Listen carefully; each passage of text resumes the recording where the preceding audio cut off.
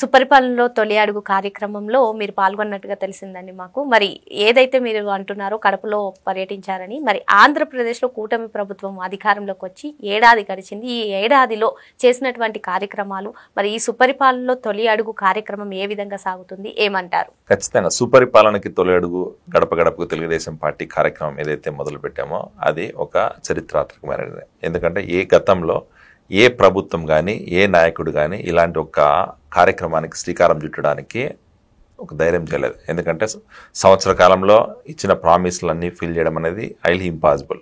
But జనాల్లోకి వెళ్ళాలి, జనాల ఒపీనియన్ తెలుసుకోవాలి, మనం చేసిన అభివృద్ధి గురించి ప్రజలకు చెప్పాలన్న ఉద్దేశంతో సుపరిపాలనకు తొలి అడుగు గడప గడపకు తెలుగుదేశం పార్టీ కార్యక్రమం ఏదైతే మొదలు పెట్టామో దానికి ప్రజల నుంచి చాలా మంచి స్పందన వస్తుంది. ఈరోజు ఎస్పెషల్లీ మా కడప రాయలసీమ ప్రాంతంలో కూడా చాలా నియోజకవర్గాల్లో ప్రజలు ఏంటంటే ఈరోజు ఎవరు వెళ్ళినా కూడా నాయకుడు, అది ఎమ్మెల్యే అవ్వచ్చు, ఎంపీ అవ్వచ్చు, మినిస్టర్ అవ్వచ్చు, లేదా నార్మల్ కార్యకర్త వాళ్ళ గడపకి వెళ్ళినా కూడా వాళ్ళు ఈరోజు వాళ్ళని దగ్గర తీసుకొని మనం చెప్పే విషయాలు వాళ్ళు వింటూ ఈరోజు మనం చేసిన సంవత్సర కాలంలో మనం చేసిన అభివృద్ధి అవ్వచ్చు, సంక్షేమ పథకాలు అవ్వచ్చు, సంక్షేమ పథకాల విషయాలకు వచ్చేసరికి ఎన్టీఆర్ అన్న క్యాంటీన్లు అవ్వచ్చు, లేకపోతే మనం పెన్షన్స్ ఇస్తున్న 4,000 పెన్షన్ అవ్వచ్చు, లేకపోతే ఈరోజు తల్లికి వందనం ద్వారా ఎంతమంది ఇంట్లో పిల్లలుంటే అంతమందికి తల్లికి వందనం ఇచ్చిన విధానం అవ్వచ్చు, విద్యా విధానంలో నారా లోకేష్ గారు తీసుకొచ్చిన రిఫార్మ్స్ విషయంలో అవ్వచ్చు, ఇవన్నీ కూడా చెప్తూ ఉంటే వాళ్ళకి అరే సంవత్సర కాలంలో ఇన్ని చేశారు ఈ ప్రభుత్వము, ఇన్ని సంక్షేమ కార్యక్రమాలు చేశారు. అలాగే చంద్రబాబు నాయుడు గారి మీద ఉన్న నమ్మకంతోనే ఈరోజు మనకి 164 సీట్లు ఇచ్చారు. ఆ 164 సీట్లు ఇచ్చిన తర్వాత మనకు ఒక పెద్ద మ్యాండేట్ ఇచ్చారు కాబట్టి దాన్ని నిలబెట్టుకోవడానికి మనం చాలా కష్టపడి పనిచేస్తున్నాం. ఈరోజు మన పార్టీ నాయకుల్లో పెద్ద చంద్రబాబు నాయుడు గారు అవ్వచ్చు, లేకపోతే నారా లోకేష్ గారు అవ్వచ్చు, లేకపోతే పార్టీలో ఉన్న మిగతా అందరు లీడర్లు కూడా అభివృద్ధి ధ్యేయంగా పనిచేస్తున్నాం. మనం అభివృద్ధిలో భాగంగా ఈరోజు రాష్ట్రంలో అమరావతి డెవలప్మెంట్ అవ్వచ్చు, పోలవరం కావాల్సిన నిధులు అవ్వచ్చు, లేకపోతే క్యాపిటల్ డెవలప్మెంట్ అవ్వచ్చు, ఇంకా వైజాగ్కి ఈరోజు వైజాగ్ నేను మీరు రీసెంట్గా చూస్తే లింక్డ్ఇన్ సర్వే ప్రకారం లేకపోతే ఫాస్టెస్ట్ గ్రోయింగ్ సిటీల్లో వైజాగ్ కూడా టాప్ 1లో ఉంది. అంటే ఖచ్చితంగా దీనికి ట్రెండ్ సెట్ చేయడానికి లేకపోతే ఇలాంటి ఒక గొప్ప అభివృద్ధి రాష్ట్రంలో తీసుకురావడానికి కారణం ఖచ్చితంగా చంద్రబాబు నాయుడు గారి ప్రభుత్వం. ఇలాంటి అభివృద్ధి ఇలాంటి సంక్షేమం చేశాం కాబట్టి ఈరోజు ధైర్యంగా మనం ప్రజల్లోకి వెళ్ళగలుగుతున్నాం, ప్రజలకు వాస్తవ పరిస్థితులు చెప్పగలుగుతున్నాం. వైఎస్ఆర్సీపీ చేస్తున్న నెగిటివ్ ప్రాపగాండా ఏదైతే ఉందో ఈరోజు వైఎస్ఆర్సీపీ ఎలా తయారైపోయిందంటే చేసే అభివృద్ధి వాళ్ళకి తెలియదు, జరుగుతున్న సంక్షేమం గురించి వాళ్ళకి తెలియదు. వాళ్ళకి తెలిసిందల్లా ఏంద్రా అంటే మేము చేయలేనిది వాళ్ళు చేస్తున్నారు, ఎట్లయినా వీళ్ళు చేసేది మనం ఈరోజు ప్రజల్లోకి వెళ్ళకన్నా చేయాలన్న ఉద్దేశంతోనే వాళ్ళు ఈరోజు ఎన్ని రకాల కుట్రలు కావాలంటే అన్ని కుట్రలు పండుతున్నా కూడా మనం ఎక్కడా ఇది చేయట్లేదు.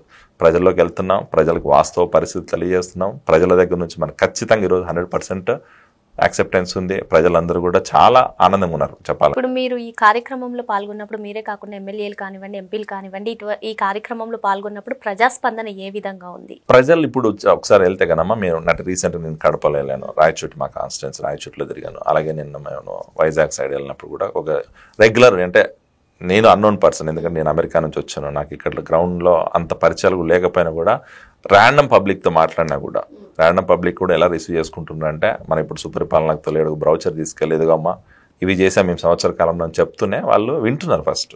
అండ్ కొన్ని చోట్ల మనకు వ్యతిరేకత ఉంటుంది. గవర్నమెంట్ అన్న తర్వాత 100% మనం అందరినీ సాటిస్ఫై చేస్తామంటే చేయలేం. ఒక 10% 5% వ్యతిరేకత ఉంటుంది. ఆ వ్యతిరేకత ఉన్న వాళ్ళకి కూడా మనం కన్విన్స్ చేయడానికి ట్రై చేస్తున్నాం. ఓకే ఇప్పుడు కొన్ని మేము రీసెంట్ ఎగ్జాంపుల్ కడపలో మేము గడప గడపకు తెలుగుదేశం దానికి వెళ్ళినప్పుడు ఒక ఫ్యామిలీ ఒక లేడీ ఏమనిందంటే మాకు తల్లికి వందనం రాలేదన్నా అనింది. ఎందుకు రాలేదమ్మా అంటే వాళ్ళకి ఆల్రెడీ గవర్నమెంట్ ఎంప్లాయీ వాళ్ళ ఇంట్లో and they are both are employees, వాళ్ళకి ఆ హౌస్ అది లైక్ ఏదో ట్యాక్స్ స్లాబ్ హైయెస్ట్ స్లాబ్లో ఉన్నారు కాబట్టి వాళ్ళకి తల్లికి వందనం ఎలిజిబిలిటీ లేదు. బట్ మనం ఏం చెప్పాం, వాళ్ళు ఏమనుకుంటున్నారంటే ఎన్నికల హామీల్లో మీరు తల్లికి వందనం ఎంత డబ్బులు ఉన్నా ఎంత ఇన్కమ్ వచ్చినా సంబంధం లేదు, గవర్నమెంట్ స్కూల్ అడ్మిషన్ ఉన్నా లేకపోతే ప్రైవేట్ స్కూల్ అడ్మిషన్ ఉన్నా అందరికి ఇస్తామని చెప్పారు కదా, మాకు రాలేదన్నా అని అడిగినారు.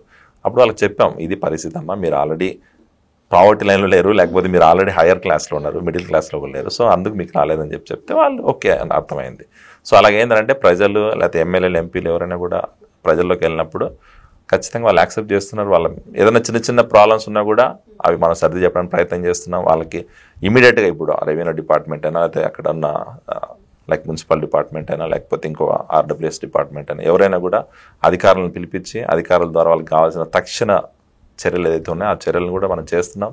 కానీ జగన్మోహన్ రెడ్డి నిన్న జరిగినటువంటి ప్రెస్ మీట్ లో అసలు ప్రజా వ్యతిరేకత వస్తుంది, ఎమ్మెల్యేలు వెళ్ళట్లేదు, ప్రజలందరూ వాళ్ళ దగ్గరికి వెళ్ళడానికి సిద్ధంగా లేరు, నా దగ్గరికి వస్తున్నారు, రైతులు కానివ్వండి అందరూ అని చెప్పుకుంటున్నారు. దీనికి మీరేమంటారు? సింపుల్గా చెప్పాలంటే అదొక ఆయన భ్రమ. జగన్మోహన్ రెడ్డి ఎట్లుంటాడంటే ఆయనకు తెలియదు. ఆయన పబ్లిక్లో పోయినప్పుడు ఏమనుకుంటున్నా నా చుట్టుకారం ఒక 5,000 మంది 10,000 మంది జనాలు వస్తున్నారని ఆయన భ్రమలో ఉంటున్నాడు. బట్ 5,000 10,000 మంది జనాలు రియల్గా ఆయన చూసి వస్తున్నారంటే లేదు. వాళ్ళు ఇచ్చే బిర్యానీ ప్యాకెట్లు, లేకపోతే అక్కడ ఉన్న లోకల్ లీడర్లు ఎవరైతే ఉన్నారో వాళ్ళు జనాలు మొబిలైజ్ చేయాలా, జగన్మోహన్ రెడ్డి దగ్గర మెప్పు పొందాలా, జగన్మోహన్ రెడ్డి దగ్గర మనం ఎట్లా కూడా ఈరోజు హైలైట్స్ అవ్వాలనే ఉద్దేశంతో వాళ్ళు జనాలు మొబిలైజ్ చేస్తున్నారు తప్ప వీళ్ళందరూ ప్రజలు ఏదో వ్యతిరేకతగా చంద్రబాబు నాయుడు గారి మీద లేకపోతే కూటమి ప్రభుత్వం మీద వ్యతిరేకతతోటి జగన్మోహన్ రెడ్డి దగ్గరికి వెళ్ళి ఏం పోవట్లేదు. వీళ్ళందరూ ఏంద్రా అంటే సరే ఆ రోజు అప్పుడున్న పరిస్థితుల్లో, లేకపోతే అక్కడ ఉన్న నాయకుడి వల్లనో, లేకపోతే అక్కడ వాళ్ళు ప్రలోభ పెట్టడమో, లేకపోతే ఇంకోటి రీజన్స్ అంటే మన జనాలకు వీక్నెస్ ఉంటుంది. ఆ వీక్నెస్ని క్యాచ్ చేసుకోవడంలో జగన్మోహన్ రెడ్డి పార్టీ నాయకులు ఆరుదేరిపోయినారు.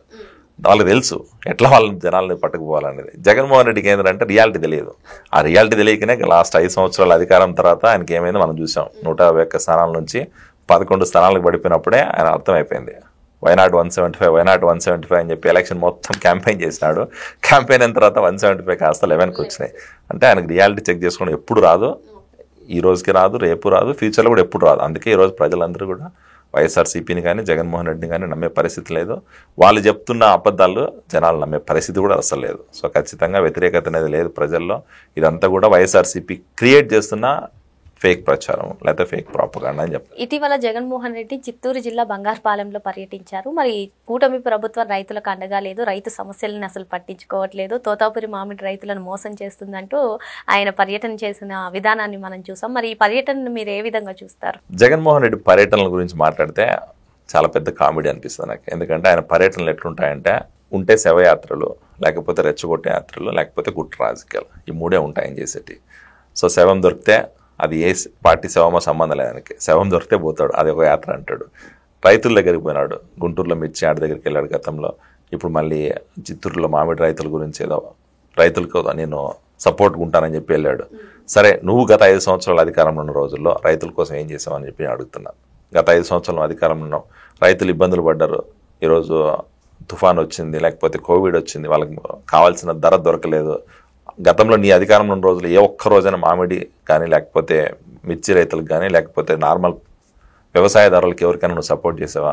లేదు కదా.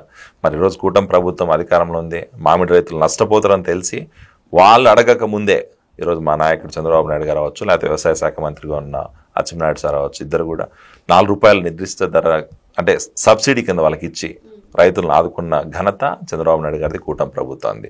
ఇది వదిలేసేసేసి ఈరోజు ఏదో రైతులకు అన్యాయం జరిగిపోతుంది, రైతులను అసలు కూటమి ప్రభుత్వం పట్టించుకోలేదని చెప్పి ఈయన ఏదో వాళ్ళని ఓదార్పు యాత్రకు పోతున్నాడు. కానీ ఈ ఓదార్పు యాత్ర చేయడం అనేది కామన్ జగన్మోహన్ రెడ్డికి. ఆయనకి ఏంటంటే ఇంకేం పెద్దగా చేసేది ఏం లేదు. ఇప్పుడు అసెంబ్లీకి కూడా రావట్లేదు, ఇంట్లో కూర్చొని ఏం చేయాలో అర్థం కాలే.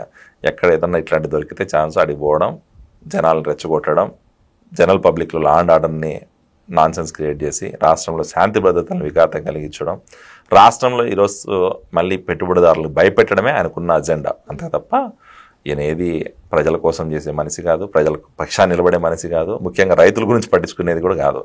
అది జగన్మోహన్ రెడ్డికి ఉన్న చరిత్ర.